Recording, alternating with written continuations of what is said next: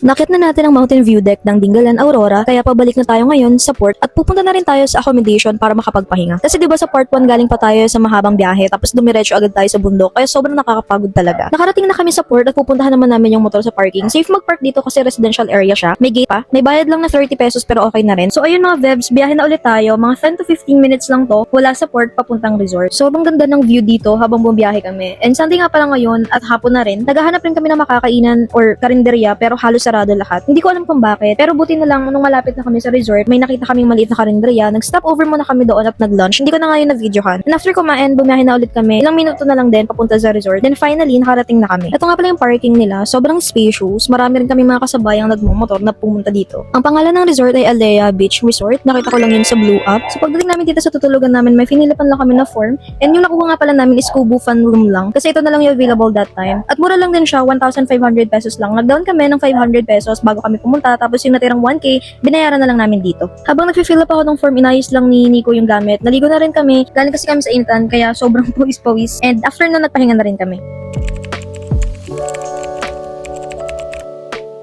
Pagkagising namin, sobrang dilim na sa labas, so dito na lang kami nag-dinner. Buti na lang may silog sila. Umorder kami ng hot silog. Medyo pricey lang to, 130 pesos. Pero yung ibang silog nila mas mura naman. So bumili na lang din kami ng Century Tuna, 60 pesos yung maliit na lata, dagdag ulam lang. After kumain, nagkwentuhan lang kami, sound trip, tapos naisipan namin maglakad-lakad sa labas. Sobrang dilim talaga, di mo na makita yung dagat. Nilakad pa namin hanggang labas ng resort para tignan kung may bukas na tindahan, pero wala talaga. Kaya balik na lang ulit kami. Pagbalik namin, nagpahinga na ulit, and grabe talaga yung pagod namin sa bundok. Sinubok talaga yung lakas namin, sobra.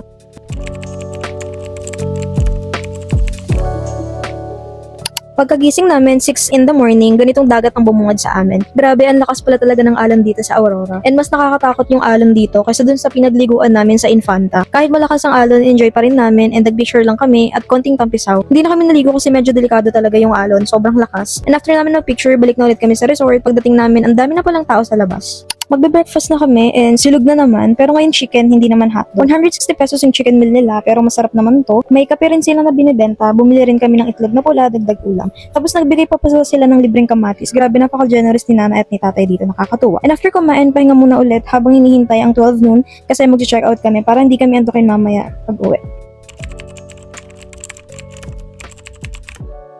Pagkagising, nag-impake na kami at dumiretso sa parking. Ang solid talaga na experience namin dito sa Dingalan and ang sarap ulitin. Pero next time na bibisita ulit kami dito, gusto ko talaga mapuntahan yung Dingalan Adventure Park. Di kasi namin yung napuntahan kahapon dahil umuulan.